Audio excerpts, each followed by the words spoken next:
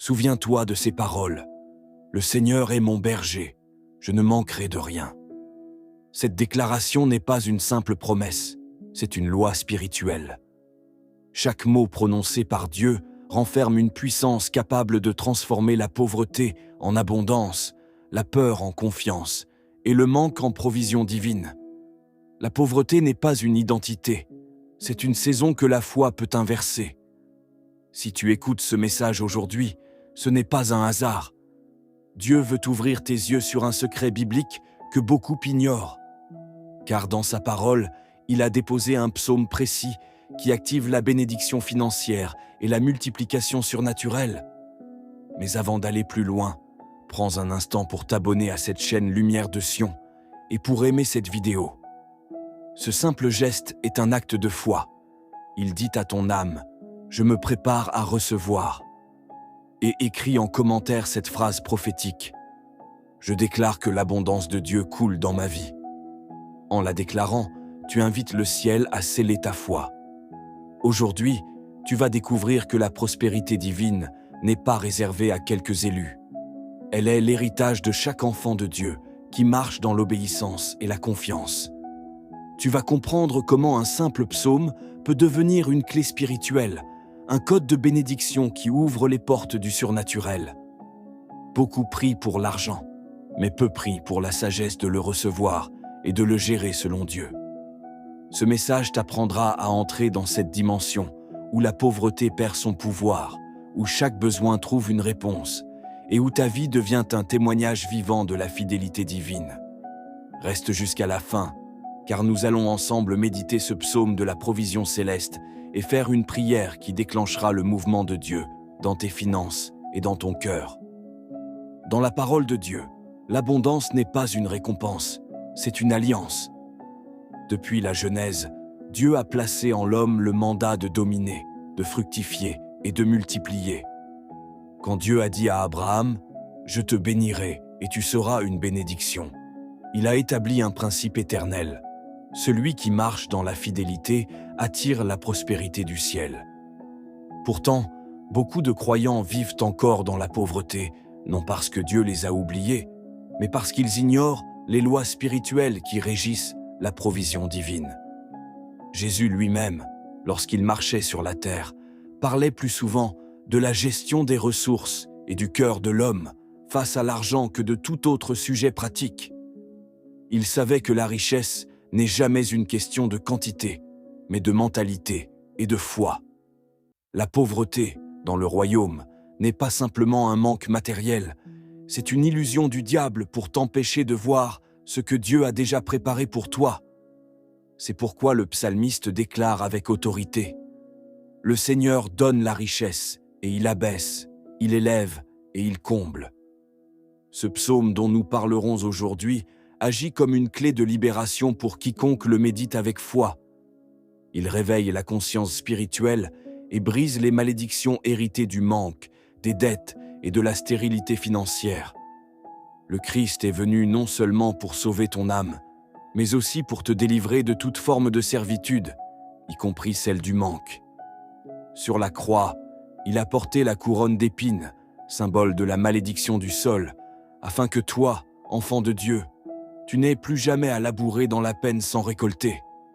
L'Écriture dit « Cherchez d'abord le royaume de Dieu et sa justice, et tout le reste vous sera donné par-dessus. » Cela signifie que l'abondance est la conséquence naturelle d'une vie centrée sur Dieu.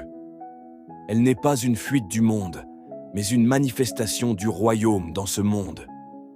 Le Seigneur veut que ses enfants soient des canaux, non des récipients, des porteurs de bénédiction, et non des mendiants d'opportunités. Chaque fois que tu lis un psaume de bénédiction, tu ne récites pas une poésie religieuse, tu actives un principe divin. La parole de Dieu est vivante, elle agit encore aujourd'hui. Le problème, c'est que beaucoup la lisent comme une histoire, alors qu'elle est un instrument de transformation. Ce psaume d'abondance que nous allons méditer n'est pas un texte ancien, c'est une arme spirituelle. Il renverse la pauvreté, car il rétablit la connexion entre ton âme et la source de toute provision. Le Père ne veut pas que tu survives, Il veut que tu sois un témoignage vivant de sa gloire. Et pour cela, il t'enseigne d'abord à voir l'argent comme un outil du royaume et non comme une fin. C'est quand ton cœur s'aligne avec le sien que les ressources commencent à circuler librement dans ta vie. Dans ce message, tu vas comprendre que Dieu ne se contente pas de te bénir. Il t'appelle à manifester la richesse céleste sur la terre. Le psaume que nous allons explorer est un décret spirituel, une parole qui agit, un feu qui purifie ton rapport à la pauvreté pour te conduire vers la plénitude du royaume. Tout commence lorsque l'homme cesse de croire qu'il est sa propre source. C'est là que la pauvreté spirituelle prend fin. Dieu ne partage jamais sa gloire avec un système humain, car il veut être reconnu comme l'origine et la fin de toute provision. Tant que ton cœur dépend du monde, tu vis au rythme de ses crises, mais quand ton regard se fixe sur Dieu, tu entres dans la stabilité céleste. Le psaume déclare « Le Seigneur est mon berger, je ne manquerai de rien ». Ce n'est pas une poésie, c'est un décret. Il révèle un principe divin, la dépendance absolue du croyant envers son Créateur. Lorsque David a écrit ces mots, il n'était pas dans un palais, mais dans la solitude du désert. C'est là qu'il a découvert que même sans ressources visibles, il ne manquait de rien, parce que Dieu suffisait. Dans ta vie aussi, Dieu permet parfois le manque pour révéler ta source. Il coupe certaines aides, ferme certaines portes, retire certaines personnes, afin que tu apprennes à te nourrir de sa fidélité. Tant que tu te réfères à ce que tu vois, tu vis dans la peur. Mais quand tu réalises que ton Père céleste est la source de tout bien, tu entres dans la paix. L'abondance commence quand tu déclares « Seigneur, tout vient de toi et tout retourne à toi ». C'est cette révélation qui transforme la mentalité de manque en mentalité de foi. Le royaume de Dieu fonctionne par principe. Avant que la provision ne descende, la reconnaissance doit monter. Remercier Dieu avant de voir le miracle, c'est déjà manifester la richesse du royaume. Israël a expérimenté cette vérité dans le désert. Chaque jour, la manne tombait, non pas parce qu'ils la méritaient, mais parce que Dieu voulait leur enseigner à dépendre du ciel. Il ne donnait pas pour un mois, mais pour un jour, afin que chaque matin, ils regardent vers le haut et non vers le sol. Quand tu vis ainsi, tu comprends que ton compte bancaire n'est qu'un instrument, non une garantie. Dieu est ta sécurité. Celui qui reconnaît Dieu comme source attire naturellement la faveur divine, car il marche dans l'humilité et la gratitude. Et cette conscience ouvre la porte au deuxième principe, l'obéissance. Car la foi sans obéissance n'est qu'une illusion spirituelle. La parole dit « Si tu écoutes attentivement la voix du Seigneur ton Dieu, toutes ses bénédictions viendront sur toi. » La prospérité divine n'est pas le fruit du hasard, mais le résultat d'une écoute active. Dieu n'arrose pas les cœurs fermés, il bénit ceux qui répondent à sa voix.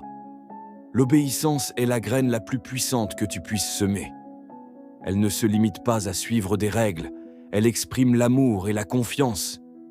Quand tu obéis, tu dis à Dieu « Je crois que tes instructions sont plus sûres que mes calculs. » La veuve de Sarepta aurait pu ignorer Élie, car elle n'avait plus qu'une poignée de farine.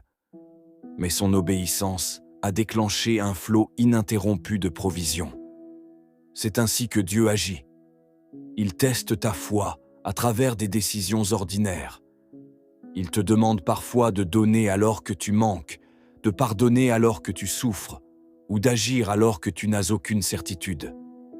Mais derrière chaque acte d'obéissance se cache un miracle.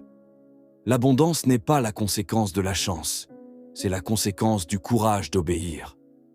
Quand Abraham a offert Isaac, Dieu a dit « Maintenant je sais que tu me crains ».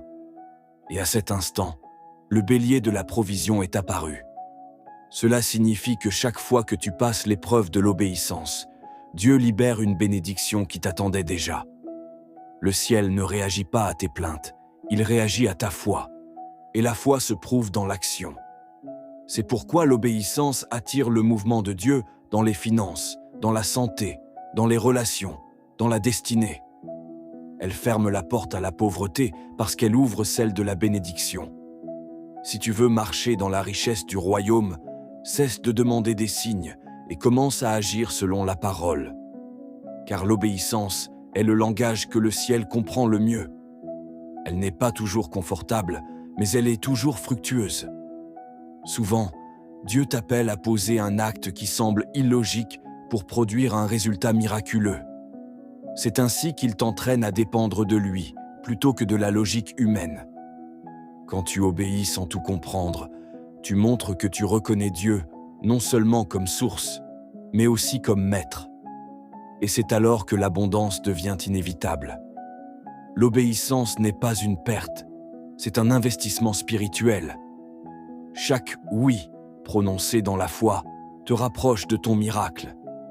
Et quand Dieu voit un cœur soumis, il y déverse sa faveur. Voilà pourquoi, après la révélation de la source et l'épreuve de l'obéissance, la bénédiction prend racine et commence à croître. Il existe dans le royaume une loi éternelle que rien ne peut contredire. Ce que tu sèmes finit toujours par porter du fruit. La semence est la langue spirituelle de la foi.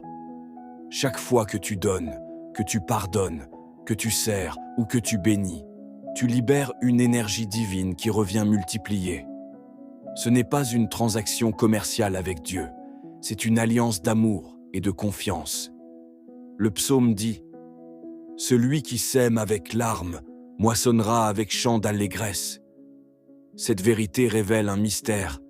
Même les moments de douleur peuvent devenir des graines de gloire si tu les confies entre les mains de Dieu. Beaucoup prient pour la récolte sans jamais semer, oubliant que le royaume ne multiplie que ce qui est déposé sur l'autel. Jésus l'a démontré lorsqu'il a béni les 5 pains et les 2 poissons. Il n'a pas créé de la nourriture à partir de rien, il a multiplié ce qui lui avait été confié. Voilà pourquoi la multiplication ne vient jamais de ce que tu gardes, mais de ce que tu lâches. Quand tu refuses de semer, tu empêches le ciel de travailler pour toi. Mais quand tu offres ce que tu as, même si c'est petit, Dieu y souffle son souffle créateur.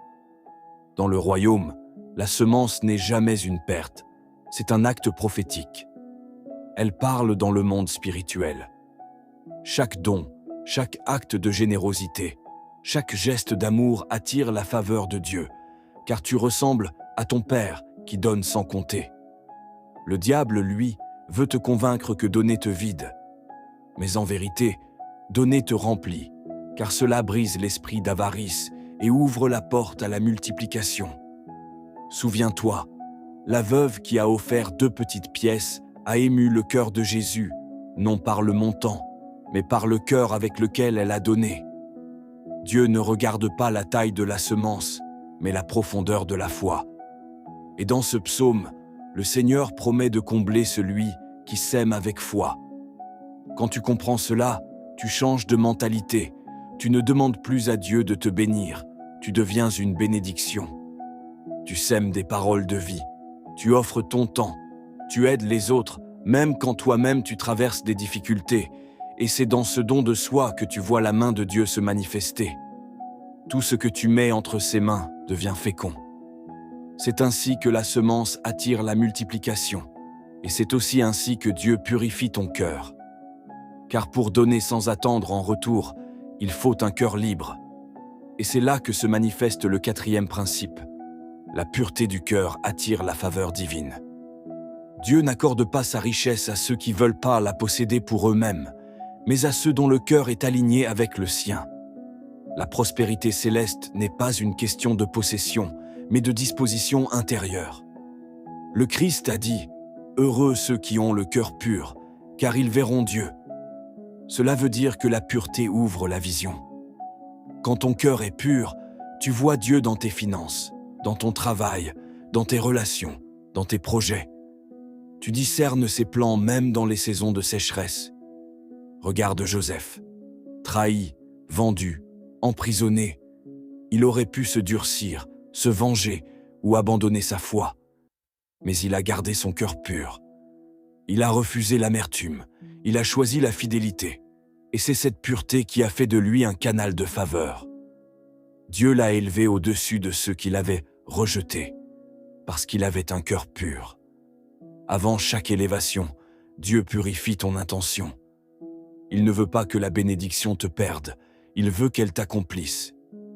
C'est pourquoi la pauvreté spirituelle n'est pas toujours un manque matériel, mais souvent un cœur encombré. Si ton cœur est rempli d'envie, de jalousie, de rancune ou d'orgueil, l'abondance s'éloigne. Car Dieu ne verse pas son huile dans un vase sale. Mais quand ton cœur est nettoyé, il devient un réservoir de gloire. La pureté attire la faveur parce qu'elle attire la confiance de Dieu. Quand il voit que tu peux gérer ses bénédictions sans idolâtrie, il te les confie sans retenue. Être pur, c'est vouloir Dieu plus que ses dons. C'est dire « Seigneur, je veux toi d'abord, et tout le reste ensuite ». C'est dans ce positionnement intérieur que l'on devient véritablement riche, car la richesse du royaume n'est pas mesurée par ce que tu possèdes, mais par ce que tu peux donner sans perdre ta paix. La pureté du cœur libère la faveur surnaturelle, les bonnes rencontres, les opportunités divines, les portes qui s'ouvrent sans effort humain. Un cœur pur ne force pas les bénédictions, il les attire. Voilà pourquoi le Saint-Esprit travaille d'abord ton intérieur avant de manifester l'extérieur. Il veut que tu sois transformé avant d'être élevé, sanctifié avant d'être comblé. Car Dieu ne t'envoie pas la bénédiction pour te détruire, mais pour révéler sa gloire à travers toi. Et lorsque ton cœur devient un autel purifié, le ciel s'y déverse naturellement. C'est dans cet état de cœur que la vraie prospérité prend racine, celle qui ne dépend pas des saisons, mais de la présence de Dieu. Il existe une différence profonde entre la richesse du monde et la prospérité du royaume. Le monde accumule, le royaume bâtit. Le monde mesure la réussite à la quantité, le royaume la mesure à la sagesse. C'est pourquoi le 5e principe, est sans doute le plus puissant de tous, est celui-ci. La sagesse du royaume est la clé de la prospérité durable. Sans sagesse, toute richesse devient un piège. Sans compréhension divine, les bénédictions deviennent des fardeaux. La sagesse est ce souffle intérieur qui t'enseigne non seulement comment recevoir, mais surtout comment garder, gérer et faire fructifier ce que Dieu t'a confié. Le livre des Proverbes dit « Par la sagesse, une maison se construit, par l'intelligence, elle s'affermit. » Cela signifie que la sagesse ne t'est pas donnée pour impressionner, mais pour édifier. Regarde Salomon. Il aurait pu demander la victoire sur ses ennemis, la longévité ou la richesse, mais il a choisi la sagesse. Et Dieu, ému par son cœur, lui a accordé bien plus que ce qu'il avait demandé. Ce n'est pas la richesse qui attire la sagesse, c'est la sagesse qui attire la richesse. Car celui qui possède la sagesse sait comment utiliser chaque bénédiction selon la volonté de Dieu. Beaucoup reçoivent des dons, des opportunités, des ouvertures, mais les perdent faute de discernement. Ils prient pour la prospérité, mais négligeant l'intelligence spirituelle qui permet de la maintenir. Dieu ne veut pas seulement te bénir, il veut te former à être un intendant fidèle. La sagesse te protège contre la précipitation, contre les décisions motivées par la peur ou la vanité. Elle t'apprend à différencier la porte que Dieu ouvre de celle que l'ennemi imite. La vraie richesse, c'est la capacité de rester stable quand tout vacille, de prospérer sans s'enorgueillir, d'être élevé sans oublier la source.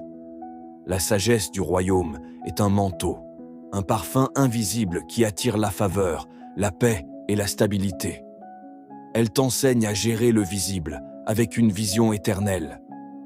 Être sage, c'est comprendre que chaque ressource terrestre doit servir un dessein céleste.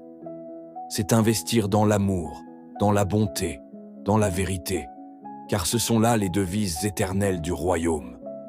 Le Saint-Esprit est l'esprit de sagesse. Quand il te remplit, il te donne la capacité de voir au-delà du matériel. Il t'inspire des idées, il t'avertit des pièges, il te montre les bons partenariats, les bons choix, les bons moments. La prospérité du royaume ne se perd jamais, parce qu'elle repose sur la révélation, non sur la chance. Quand la sagesse habite ton cœur, la pauvreté n'a plus de pouvoir sur toi, car tu comprends que tout ce qui t'est confié est une mission, pas une possession. Tu deviens un canal, un administrateur de la gloire de Dieu. C'est cette mentalité qui distingue les fils du royaume des fils du monde. Le monde cherche à posséder, le royaume cherche à manifester. Et celui qui manifeste la sagesse manifeste Dieu lui-même, car le Christ est la sagesse incarnée. Voilà pourquoi, avant de prier pour l'abondance, il faut prier pour la sagesse. Elle te permettra de discerner quand donner, quand garder, quand avancer, quand attendre. Elle fait de toi un bâtisseur et non un consommateur. Et c'est là que la prospérité devient durable, car elle repose sur des fondations spirituelles. La richesse acquise sans sagesse s'effondre, mais la richesse construite sur la parole devient un héritage éternel. La sagesse, c'est le gouvernail de l'abondance. Sans elle, tu peux avoir un grand bateau, mais dériver au premier vent. Avec elle, tu restes dans la direction du plan divin. Dieu cherche aujourd'hui des hommes et des femmes sages, capables d'utiliser les bénédictions pour répandre sa lumière. Et cette sagesse ne s'obtient pas à l'école du monde, mais dans la communion avec le Saint-Esprit. Plus tu marches dans sa présence, plus tu deviens un instrument de prospérité céleste. Car la sagesse n'est pas une idée, c'est une personne. C'est l'Esprit de Dieu agissant en toi. Quand tu la laisses te conduire, tu ne fais plus des choix selon la peur, mais selon la paix. Tu discernes les saisons, tu comprends le langage de Dieu, tu gères avec intégrité ce qu'il te confie. Et alors, la bénédiction devient stable, fluide et continue, car elle n'est plus gérée par la chair, mais par l'esprit. Voilà pourquoi certains vivent des miracles éphémères, tandis que d'autres vivent une provision constante. La différence, c'est la sagesse. Celui qui possède la sagesse du royaume vit dans une prospérité qui ne tarit pas, car il ne dépend pas du monde, mais du ciel. Il devient un modèle, un témoin vivant de la fidélité divine. Et c'est ici que s'achève la première partie de notre révélation sur l'abondance. Nous avons vu 5 piliers. Reconnaître Dieu comme source, marcher dans l'obéissance, semer avec foi, garder un cœur pur et rechercher la sagesse. Ces principes forment la charpente de toute prospérité spirituelle et matérielle. Quand ils sont en place, la vie du croyant devient un fleuve de bénédiction. Car l'abondance n'est pas un hasard, c'est une structure. Si tu veux bâtir ta vie sur le roc, ces fondations doivent être en toi. Ce psaume n'est pas un simple texte, c'est une carte du royaume. Il te montre comment passer du désert à la fertilité, du manque à la surabondance. Mais ce n'est que le commencement. Dans la prochaine partie, nous plongerons encore plus profondément, car il existe 10 vérités cachées dans les Écritures qui révèlent les secrets de la multiplication divine. Ces vérités ne sont pas des concepts théologiques, mais des révélations pratiques qui peuvent transformer ta vie si tu les appliques. Alors avant d'aller plus loin, prends un instant pour rendre gloire à Dieu. Dis-lui, « Seigneur, merci pour les clés que tu me confies. Apprends-moi à les utiliser avec sagesse. » Et si ce message t'a parlé, aime cette vidéo. Abonne-toi à Lumière de Sion et écris en commentaire « Seigneur, donne-moi la sagesse qui attire ta bénédiction. » Car la sagesse, c'est le début de toute richesse, et c'est elle qui t'ouvrira les portes du surnaturel. Avant que la bénédiction ne descende dans ta vie, elle doit d'abord descendre dans ta pensée. Dieu ne change pas tes circonstances tant qu'il n'a pas transformé ta manière de penser. C'est pourquoi la première vérité que tu dois comprendre est celle-ci. L'abondance commence dans la pensée renouvelée. L'Écriture dit « Soyez transformés par le renouvellement de votre intelligence. » Tant que tu penses comme une victime, tu vis comme une victime. Tant que tu crois que tu es destiné au manque, tu t'enfermes dans une réalité qui reflète cette croyance. Dieu ne peut pas verser le vin nouveau dans une outre ancienne. Si tu veux voir un changement dans le visible, il faut d'abord un changement dans l'invisible, ton esprit. Le Saint-Esprit agit d'abord à l'intérieur, avant de manifester à l'extérieur. La pauvreté est souvent une forteresse mentale, plus qu'une situation financière. Tu peux avoir peu et vivre avec la dignité d'un roi, ou avoir beaucoup et vivre avec la peur du manque. Le secret, c'est l'état d'esprit. Le royaume de Dieu est d'abord une manière de penser avant d'être une réalité matérielle. Regarde Abraham. Dieu lui a montré les étoiles du ciel avant de lui donner un fils. Pourquoi ? Parce qu'il devait d'abord voir par la foi avant de posséder par la promesse. Ta pensée est le champ où Dieu sème ses promesses. Si tu refuses de croire que tu es fait pour la plénitude, tu rejettes sans le savoir la semence divine. Le Saint-Esprit veut renouveler ton esprit pour que tu cesses de penser en termes de manque et que tu commences à penser en termes de mission. Ce que Dieu te donne n'est pas un luxe, c'est un outil pour sa gloire. Chaque bénédiction devient un instrument entre les mains de celui qui pense comme un enfant du royaume. Le diable, lui, attaque toujours la pensée avant les ressources. Il veut t'enfermer dans le doute, te faire croire que tu n'es pas digne, que tu n'as pas assez, que tu n'y arriveras jamais. Mais Jésus est venu briser ces mensonges. Quand il dit « Vous connaîtrez la vérité, et la vérité vous rendra libre », il parle aussi de liberté mentale. Car la pauvreté commence dans le mensonge que tu acceptes sur toi-même. Quand tu crois que Dieu peut, tu ouvres la porte à ce qu'il fasse. Le Saint-Esprit te dit aujourd'hui « Change ta manière de voir, et je changerai ce que tu vis. » Ta pensée renouvelée attire l'abondance, car elle s'aligne avec la nature du Père, qui est plénitude et non manque. Et lorsque ton mental s'élève dans la foi, ton atmosphère spirituelle se transforme. Tu cesses de voir la vie comme un combat de survie, et tu commences à la voir comme une mission d'expansion divine. C'est alors que la deuxième vérité prend tout son sens. L'abondance répond à la gratitude, pas à la plainte. Il n'existe aucune multiplication dans le royaume sans reconnaissance. Jésus, avant de multiplier les pains et les poissons, a levé les yeux vers le ciel et a rendu grâce. Il n'a pas attendu d'avoir beaucoup pour remercier. Il a remercié pour le peu, et ce peu est devenu une multitude. Voilà la clé. La gratitude transforme le peu en abondance. Celui qui se plaint ferme les cieux sur sa propre vie, mais celui qui remercie attire la faveur. La plainte attire le désert, la reconnaissance attire la pluie. Dieu aime un cœur reconnaissant, car il reflète la foi. Quand tu dis merci, même avant de voir le résultat, tu déclares au monde invisible « Je sais que Dieu est fidèle ». Et le ciel répond à cette attitude. Beaucoup prient, mais peu remercient. Ils voient ce qui manque, mais oublient ce qu'ils ont.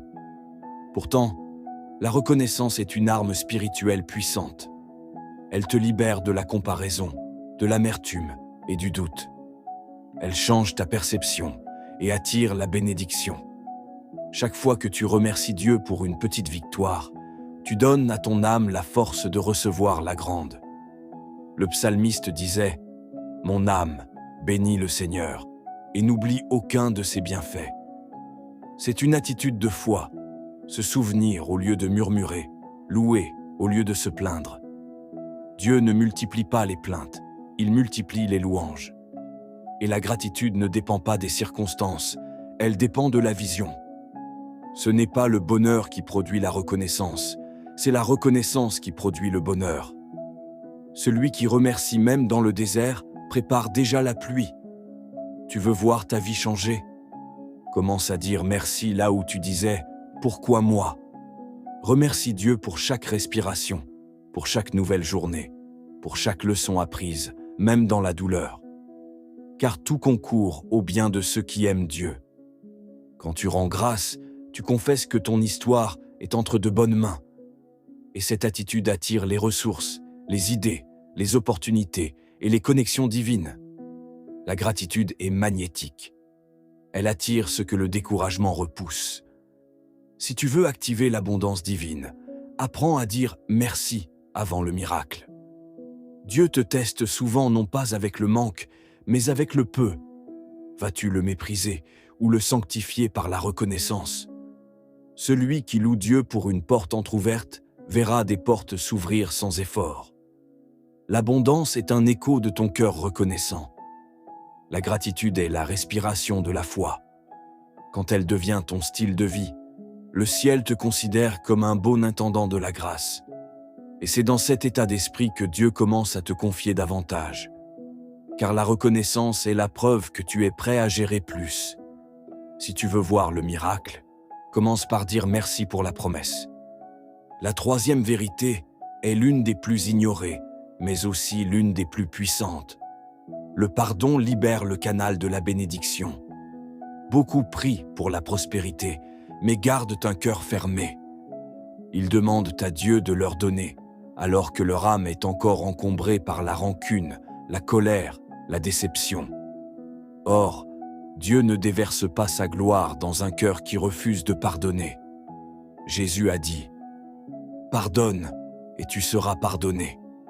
Ce n'est pas seulement une parole morale, c'est une loi spirituelle. Le pardon est une clé de circulation céleste. Tant que tu retiens, le ciel retient aussi. Le non-pardon agit comme un barrage qui empêche la grâce de couler librement dans ta vie. Ce n'est pas une punition de Dieu, c'est une conséquence spirituelle. La rancune attire la stérilité, le pardon attire la fécondité.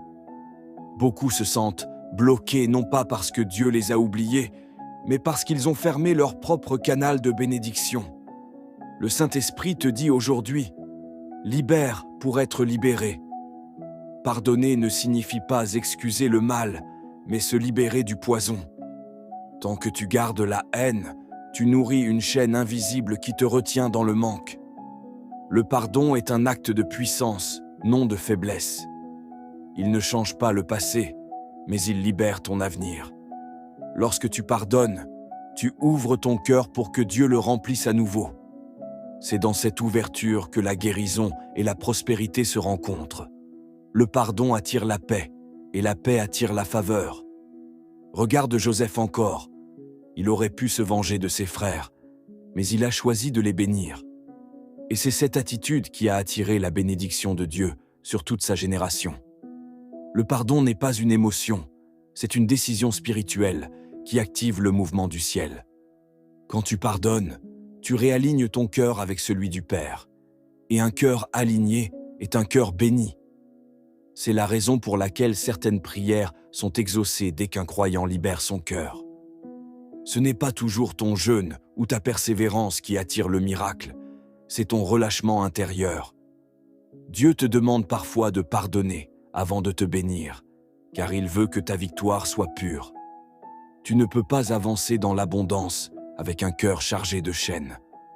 Pardonner, c'est rendre ton âme à Dieu pour qu'il la restaure. C'est une guérison invisible qui prépare une élévation visible.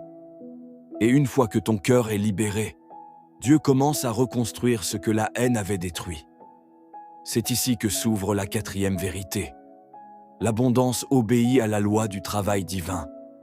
Le royaume de Dieu n'est pas un refuge pour la paresse, mais un terrain d'action pour la foi. La bénédiction ne tombe pas du ciel sur ceux qui rêvent, mais sur ceux qui agissent selon la direction de l'Esprit.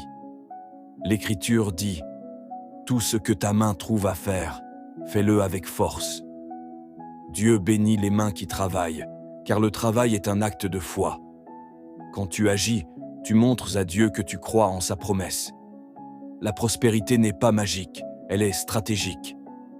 Dieu t'a donné des dons, des talents, une intelligence, une capacité de créer, et c'est à travers ces outils qu'il manifeste sa provision. Le travail dans le royaume n'est pas une contrainte, c'est une collaboration divine. Tu es le partenaire de Dieu dans la manifestation de sa gloire sur la terre. C'est pourquoi Jésus a dit « Mon Père agit jusqu'à présent, et moi aussi j'agis ». La foi authentique n'est pas passive. Elle travaille, elle sème, elle bâtit, elle persévère. Celui qui se cache derrière la paresse spirituelle n'expérimentera jamais la fécondité divine. L'ennemi veut que tu crois que prier suffit, mais Dieu te dit « Je bénirai l'œuvre de tes mains ». C'est à travers ton effort inspiré que le ciel déverse sa faveur. Le travail n'est pas une malédiction, c'est une bénédiction déguisée. Adam travaillait avant la chute, mais sans sueur, sans angoisse, sans peine. C'est cette dimension de grâce que Dieu veut restaurer, travailler dans la paix, dans la joie, dans la foi. Quand tu mets ton cœur dans ce que tu fais, même le plus petit geste devient un acte sacré. Le royaume ne bénit pas les inactifs, il bénit les fidèles. Sois constant, même quand les résultats te tardent. Le travail est une prière silencieuse qui dit à Dieu « Je crois en ce que tu m'as promis ». Ce que tu fais aujourd'hui avec fidélité deviendra la source de ta récolte demain. Dieu observe ton engagement plus que ton élan. Il bénit ceux qui bâtissent, même quand personne ne les regarde. L'abondance n'est pas réservée à ceux qui ont des opportunités, mais à ceux qui ont de la persévérance. Ton travail, ton service, ton obéissance quotidienne sont des graines invisibles qui préparent une moisson visible. Le royaume honore la discipline, car elle prouve la maturité spirituelle. Tu veux que Dieu te confie plus? Sois fidèle avec ce qu'il t'a déjà confié. La paresse spirituelle est l'un des plus grands ennemis de la prospérité. Mais la diligence, elle, ouvre les portes du succès divin. Chaque effort fait avec amour devient une offrande. Et chaque offrande de ton travail attire la main de Dieu. Si tu veux voir l'abondance couler, arrête d'attendre que Dieu fasse ce qu'il t'a déjà donné la capacité d'accomplir. Agis, bouge, crée, avance, et Dieu agira à travers ton mouvement. Car le royaume ne bénit pas les spectateurs, mais les bâtisseurs. La 5e vérité du royaume est simple, mais elle renverse toute logique humaine. L'abondance circule dans la générosité. Le monde enseigne qu'il faut garder pour ne pas manquer, mais le royaume révèle qu'il faut donner pour ne jamais être vide. Jésus a dit « Donnez, et il vous sera donné ». C'est une loi spirituelle immuable, aussi réelle que la gravité. Ce que tu fais circuler revient vers toi multiplié.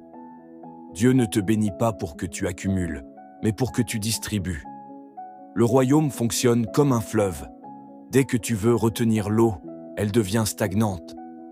Mais quand tu la laisses couler, elle reste fraîche, vivante, renouvelée. La générosité, c'est permettre à Dieu de continuer son œuvre à travers toi. Chaque fois que tu donnes, tu déclares que tu n'es pas un esclave de l'argent, mais un intendant du ciel. Et cette posture attire la confiance de Dieu. Celui qui comprend que ses ressources appartiennent à Dieu devient un canal par lequel les bénédictions circulent librement. Ce n'est pas le montant du don qui attire la faveur, mais le cœur qui donne. Le Seigneur regarde toujours l'intention avant l'action. Regarde la veuve de l'Évangile. Elle a donné 2 petites pièces, mais Jésus a dit qu'elle avait donné plus que tous, parce qu'elle avait tout offert dans la foi. Voilà le secret. La générosité ouvre des portes que la prière seule ne peut pas ouvrir. Elle brise les chaînes de la peur et détruit l'esprit de pauvreté. Chaque fois que tu donnes, tu défies le mensonge du manque et tu proclames la souveraineté de Dieu sur ta vie. La générosité ne se limite pas à l'argent. C'est ton temps, ton écoute, ton aide, ton sourire, ta bienveillance. Ce que tu sèmes dans la vie des autres, Dieu le multiplie dans la tienne. Si tu veux voir l'abondance, commence à bénir. Donne même quand tu crois ne rien avoir, car c'est là que Dieu agit le plus puissamment. Souviens-toi, le pain dans la main de Jésus a été multiplié seulement après avoir été donné. La main ouverte attire le ciel, mais la main fermée attire le vide. Apprends à donner sans calculer, car ton Père n'a jamais compté quand il t'a béni. Dieu est généreux, et celui qui veut lui ressembler doit l'être aussi. La générosité n'appauvrit jamais, elle enrichit toujours. Elle attire les connexions divines, les idées, les solutions, les faveurs. C'est la clé d'une prospérité fluide, stable et pure. Et lorsque tu entres dans ce courant de dons et de bénédictions, tu découvres la 6e vérité. La parole que tu déclares crée ta réalité. Dans le monde spirituel, rien ne se manifeste avant d'être prononcé. Dieu lui-même a tout créé par la parole. Il a dit, et la lumière fut. Ce que tu dis devient le plan de ton avenir. La Bible dit, la vie et la mort sont au pouvoir de la langue. Cela signifie que ta bouche est un instrument créateur. Tu peux construire ou détruire ta propre bénédiction selon les mots que tu prononces. Beaucoup prient pour la prospérité, mais parlent constamment de manque, de difficultés, de peur, de malchance. Et leurs paroles annulent leurs prières. Ce que tu déclares façonne ce que tu vis. Quand tu dis « je n'y arriverai pas », tu fermes toi-même la porte de la possibilité. Mais quand tu dis « Dieu est avec moi et rien ne me manquera », tu alignes ton atmosphère à la parole de Dieu.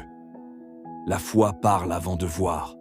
C'est ce que Jésus a enseigné lorsqu'il a dit « Si quelqu'un dit à cette montagne « ôte-toi de là » et ne doute point en son cœur, il le verra s'accomplir. » Ta parole est une semence spirituelle. Chaque phrase que tu prononces entre dans le sol de ta vie et finit par porter du fruit. Voilà pourquoi le croyant doit surveiller ses mots comme un jardinier veille sur sa récolte. Si tu veux voir la bénédiction, parle comme quelqu'un qui y croit. Remplace la peur par la foi, les plaintes par la louange, les « je ne peux pas » par des « tout est possible avec Dieu ». Le diable sait que ta bouche a du pouvoir. C'est pourquoi il cherche à la contrôler. Il veut que tu murmures, que tu critiques, que tu confesses le manque. Mais le Saint-Esprit te dit aujourd'hui, parle la vie, et la vie répondra. Tes paroles peuvent guérir ton esprit, tes finances, tes relations. Quand tu déclares la vérité divine, le monde invisible s'aligne sur ce que tu dis. Dieu a donné à l'homme le privilège d'utiliser la parole comme un outil créateur. Et plus tes mots s'accordent à la parole de Dieu, plus la bénédiction se manifeste. Ce que tu dis sur toi détermine ce que tu verras demain. Si tu veux marcher dans l'abondance, apprends à parler comme un héritier du royaume. Dis chaque matin, « Je suis béni, je suis choisi, je suis pourvu, je suis guidé. » Ces paroles ne sont pas des illusions, ce sont des semences spirituelles. Le ciel entend, la terre obéit, et le cœur se transforme. Quand tu déclares avec foi, le Saint-Esprit agit. Le silence du croyant est parfois la plus grande porte ouverte au diable, mais la déclaration de foi est une arme invincible. Alors ouvre ta bouche, car le ciel attend ta voix pour manifester la promesse. La 7e vérité est d'une douceur puissante. L'abondance habite dans la paix intérieure. Dieu ne dépose jamais sa bénédiction dans un cœur agité. Le bruit, la peur et la confusion sont des terrains stériles pour la grâce. La paix est le sol fertile du royaume. Là où la paix règne, la faveur coule naturellement. L'Écriture dit « Cherchez la paix et poursuivez-la ». Cela signifie que la paix ne vient pas par hasard, elle se cultive. Tu dois la rechercher, la protéger, la défendre contre le tumulte du monde. L'ennemi sait qu'il ne peut pas te voler ta bénédiction, alors il tente de te voler ta paix, parce que sans paix, tu ne peux plus voir Dieu à l'œuvre. La paix est un signe de confiance totale en Dieu. Quand tu gardes la paix au milieu du chaos, tu dis au ciel « Seigneur, je sais que tu contrôles tout. » Et Dieu récompense cette confiance par une stabilité surnaturelle. L'inquiétude, au contraire, bloque le mouvement divin.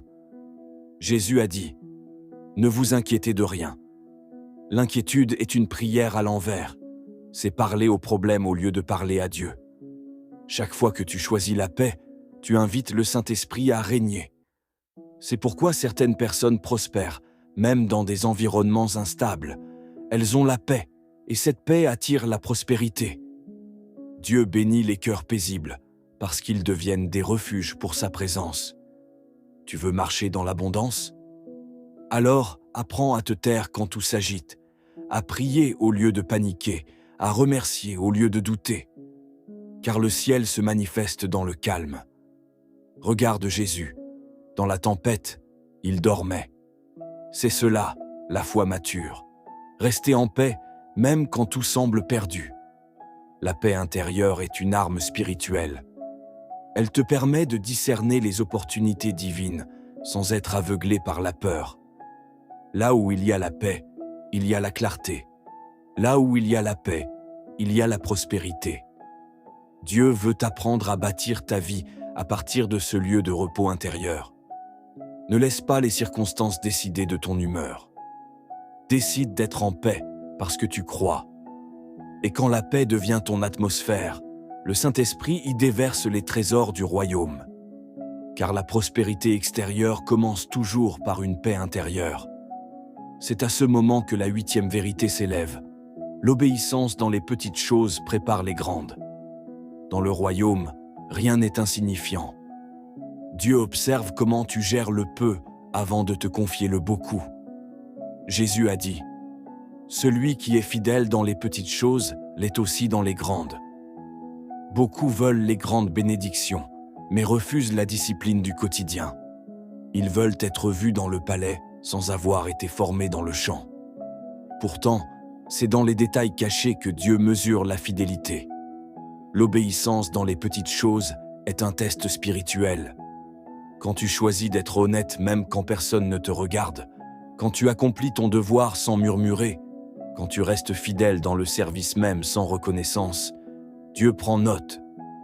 Le ciel récompense ceux qui font les petites choses avec un grand cœur. Regarde David. Avant d'affronter Goliath, il gardait simplement des brebis. Il aurait pu mépriser cette mission, mais il l'a accomplie avec diligence. Et c'est cette fidélité cachée qui a attiré l'onction royale. Dieu ne t'élève pas selon ton ambition, mais selon ton obéissance. Chaque acte d'obéissance est une pierre posée sur le chemin de ta destinée. Si tu veux que Dieu te confie des nations, commence par être fidèle dans ton foyer. Si tu veux qu'il te donne des millions, sois intègre dans la gestion de tes sangs. L'obéissance dans les petites choses prouve que ton cœur est prêt pour les grandes. Dieu teste ton attitude avant ton altitude. Celui qui se montre fidèle dans le peu prouve qu'il est digne de la multiplication. C'est une règle du royaume. La promotion divine vient après la fidélité dans l'ombre. Si tu refuses de servir quand personne ne te voit, tu n'es pas prêt à régner quand tout le monde te regarde. L'obéissance n'est pas un acte ponctuel, c'est un style de vie. C'est une manière d'aimer Dieu par des gestes simples, constants et sincères. Ce que tu fais aujourd'hui avec humilité deviendra demain ton témoignage de gloire. Car Dieu élève toujours ceux qui obéissent, sans condition. Et lorsque tu vis dans cette fidélité, l'abondance devient une conséquence naturelle. Dieu ne cherche pas des performants, mais des fidèles. Si tu apprends à obéir dans les détails, tu verras le ciel s'ouvrir sur ta vie. C'est dans le secret de l'obéissance quotidienne que naissent les grandes bénédictions visibles. Et quand Dieu trouve un cœur fidèle, il en fait un canal de bénédiction pour d'autres. La 9e vérité nous enseigne que l'abondance se manifeste dans le temps de Dieu. Le plus grand piège du croyant est de confondre le délai divin avec un refus. Dieu n'est jamais en retard. Il agit toujours à l'heure exacte où ton cœur est prêt à recevoir. L'Écriture dit « Il fait toutes choses belles en son temps ». C'est dans cette phrase que réside un mystère. La beauté de Dieu n'est pas seulement dans ce qu'il fait, mais dans le moment où il le fait. L'attente n'est pas une punition, c'est une préparation. Dieu ne te prive pas, il te façonne. Il ne t'oublie pas, il t'équipe. Chaque saison d'attente est une école du ciel. Lorsque tu pries pour une bénédiction, Dieu prépare la bénédiction, mais il te prépare aussi à la porter. C'est pourquoi certains miracles tardent. Dieu veut que tu aies les épaules spirituelles pour soutenir ce qu'il va te confier. Si tu reçois trop tôt, tu risques de gaspiller la grâce. Le royaume fonctionne par maturité, non par précipitation. Tout ce que Dieu fait a une saison précise. Regarde Joseph. Avant d'entrer dans le palais, il a connu la prison. Non pas parce qu'il avait échoué, mais parce que Dieu le testait, le formait, l'affermissait. La prison n'était pas un retard, c'était une transition. Ce que tu appelles délai est souvent une formation. Dieu ne te donne pas quand tu veux, mais quand tu es prêt. Et quand son temps arrive, tout s'aligne. Les portes s'ouvrent, les connexions se forment, les circonstances coopèrent. L'attente avec foi est une preuve de confiance. Si tu continues à adorer Dieu dans le silence, c'est que tu as compris que son calendrier est parfait. L'impatience t'éloigne de la bénédiction, mais la paix te rapproche de sa main. Dieu t'enseigne à attendre, non pas avec frustration, mais avec espérance. Quand tu te confies en lui, tu découvres que le retard apparent cache une intention divine, te donner plus que ce que tu avais demandé.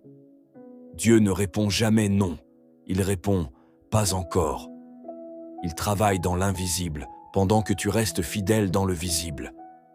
Et lorsque le moment arrive, la bénédiction coule avec une telle évidence que tu comprends pourquoi il t'avait fait attendre. L'abondance véritable ne se manifeste jamais dans la précipitation, car le plan de Dieu est toujours parfait. Et lorsque le temps de Dieu sonne, même les portes verrouillées depuis des années s'ouvrent sans effort. C'est alors que vient la 10e et dernière vérité. L'abondance est un outil pour le royaume, pas une fin en soi. Beaucoup cherchent la prospérité pour être confortable, mais Dieu donne l'abondance pour qu'elle serve à sa gloire. Cherchez d'abord le royaume de Dieu et sa justice, et tout le reste vous sera donné par-dessus. Ces mots de Jésus résument tout. La prospérité divine n'est pas un but, c'est un moyen. Dieu ne t'enrichit pas pour que tu te glorifies, mais pour que tu deviennes un canal de sa bénédiction. L'argent, les opportunités, les dons, tout ce qu'il te confie a un but.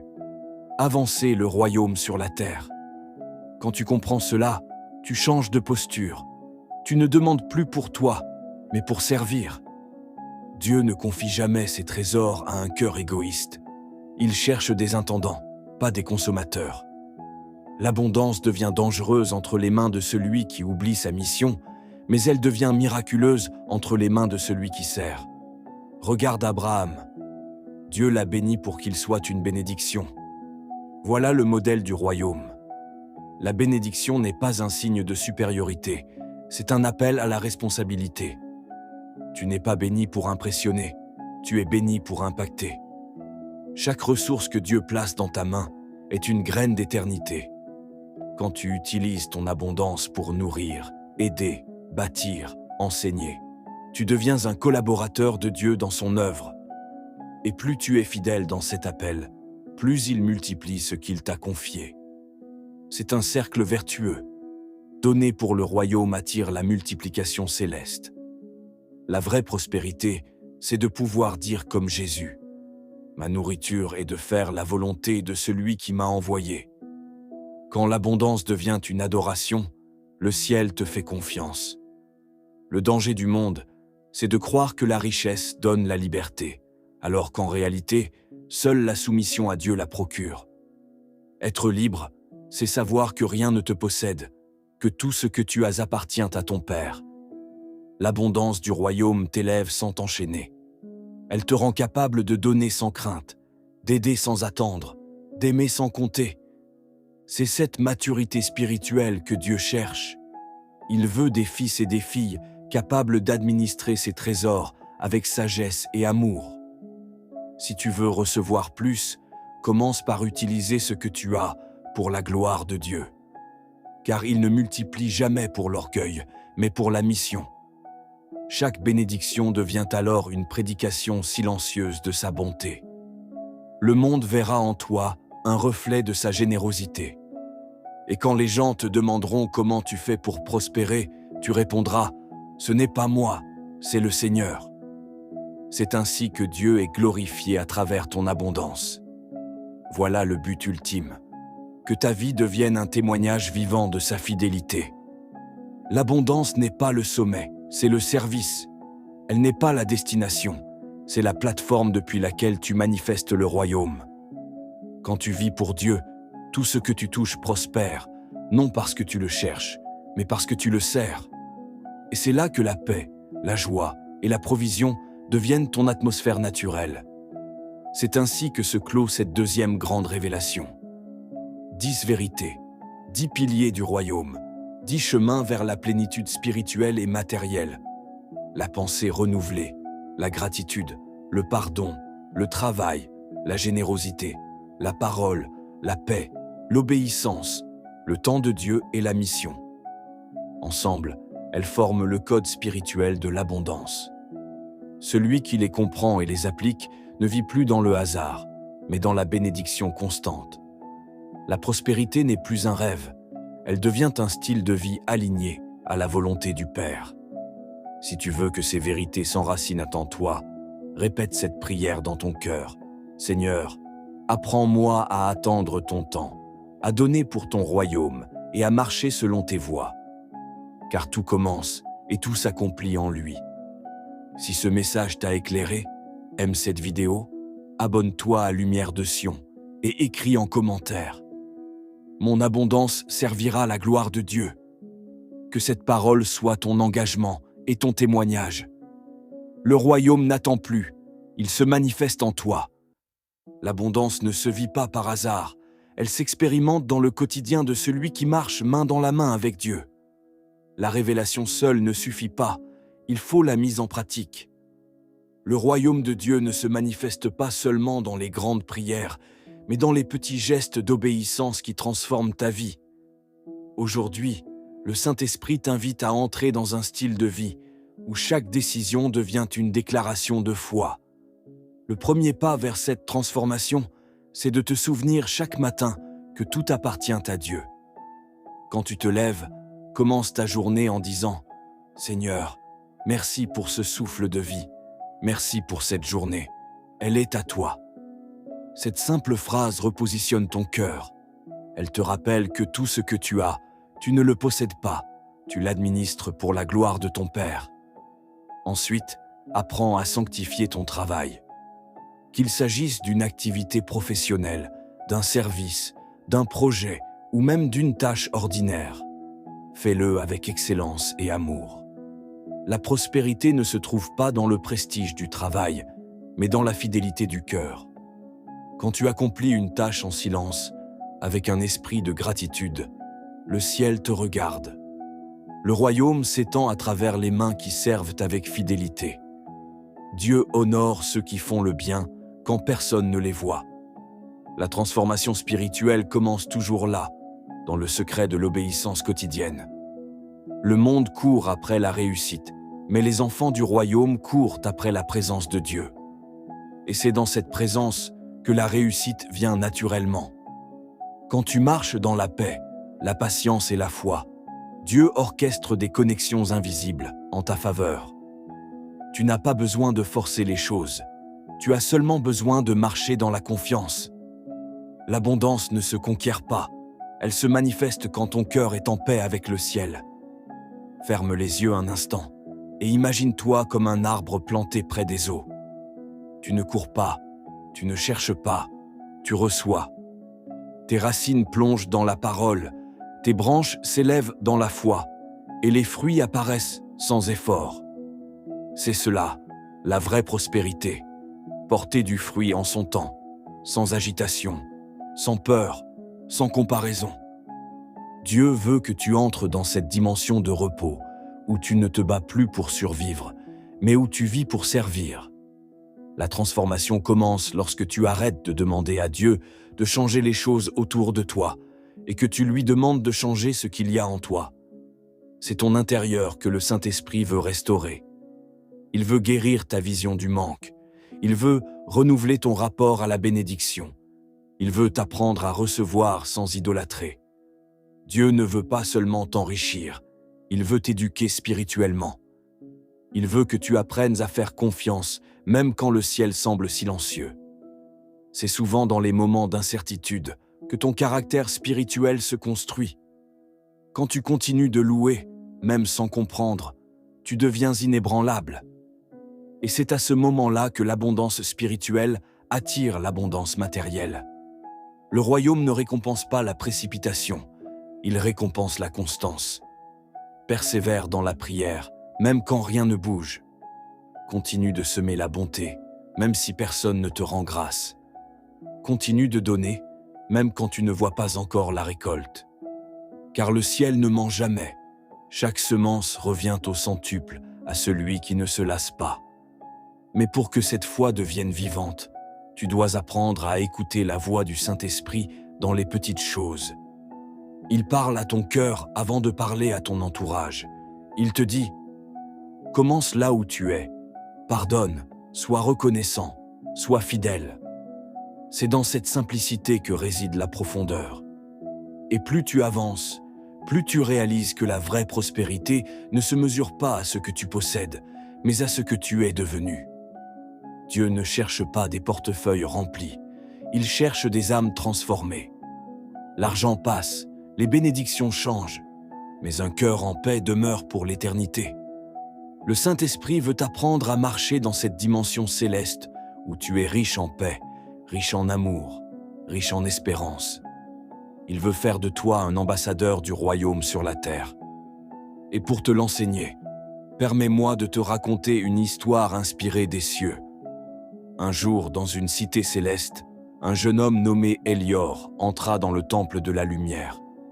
Depuis des années, il priait pour l'abondance, mais sa vie restait marquée par la peur et le manque. Un ange l'accueillit et lui dit « Le roi t'attend ».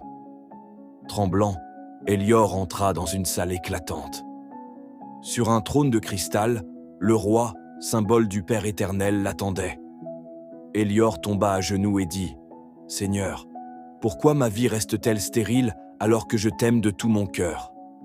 Le roi sourit doucement et lui répondit « Parce que tu m'aimes avec tes lèvres, mais tu doutes encore dans ton cœur. Tu demandes la pluie, mais tu fermes ton parapluie. » Elior resta silencieux. Le roi poursuivit « L'abondance ne commence pas quand je donne, elle commence quand tu crois. Regarde autour de toi. » Elior leva les yeux et vit une grande salle remplie de coffres d'or, de fruits, de pierres précieuses.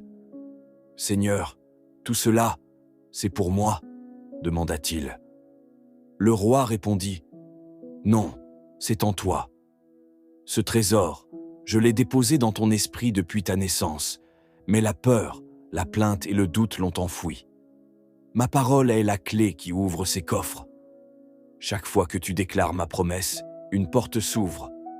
Chaque fois que tu donnes, un coffre s'allume. Chaque fois que tu pardonnes, un verrou tombe. Et chaque fois que tu gardes la paix, une nouvelle lumière brille. L'abondance n'est pas au dehors, elle commence à l'intérieur. » Elior sentit une chaleur envahir son cœur. Il comprit que le royaume n'était pas un lieu, mais une présence. Il se releva, les larmes aux yeux, et dit « Seigneur, je comprends maintenant. Je ne te demanderai plus de m'enrichir, je te demanderai de me transformer. » Le roi sourit. « Alors tu viens d'ouvrir ton premier coffre. » Une lumière jaillit de son cœur, et Elior fut rempli d'une paix qu'il n'avait jamais connue. Cette histoire céleste n'est pas une légende, elle est ton histoire. Tu es Elior, et Dieu t'attend pour ouvrir les coffres qu'il a déjà placés en toi. Tes dons, ton intelligence, ton cœur, ta foi sont les clés de ton abondance. Le Saint-Esprit veut t'enseigner à les utiliser. Commence aujourd'hui. Rends grâce pour le peu. Sème la paix. Pardonne. Parle avec foi. Travaille avec amour. Et surtout, fais de ta vie un canal pour la gloire de Dieu. Ne cherche plus à impressionner le monde. Cherche à émouvoir le ciel. L'abondance n'est pas faite pour te glorifier, mais pour témoigner que ton Dieu est vivant. Chaque fois que tu bénis quelqu'un, le royaume avance.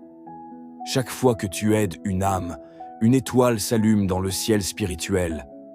Et plus tu seras un canal, plus Dieu fera couler son fleuve à travers toi. La transformation spirituelle, c'est de passer du besoin à la mission, du manque à la gratitude, de la peur à la confiance. Aujourd'hui, le Saint-Esprit te dit « Je t'appelle à une nouvelle saison. » Une saison où tu ne subiras plus la vie, mais où tu la manifesteras selon la volonté divine. Laisse ton ancienne mentalité s'effacer. Laisse la peur mourir. Laisse le doute s'éteindre. Laisse le feu du ciel purifier ton âme et faire de toi un vase d'or rempli de sa gloire. Alors, là où tu es, lève la main et dis doucement : Seigneur, je te rends tout. Apprends-moi à vivre pour toi, à aimer comme toi, à donner comme toi. Que mon cœur devienne un autel et que mon travail soit une prière. Dis-le avec foi, et tu sentiras la paix descendre sur toi. Tu n'as plus besoin de courir après la bénédiction, elle court déjà vers toi. Le ciel agit quand ton cœur s'aligne. L'abondance n'est plus un rêve, c'est une réalité qui commence dans ta pensée, grandit dans ta parole et se manifeste dans tes actes. Tu n'as plus à chercher à mériter, tu dois seulement croire. Et pendant que tu crois, le Saint-Esprit œuvre déjà dans ton histoire. Bientôt, tu verras ce que tu n'espérais plus. Car ton Père est fidèle, et il t'appelle aujourd'hui à vivre la plénitude de sa grâce.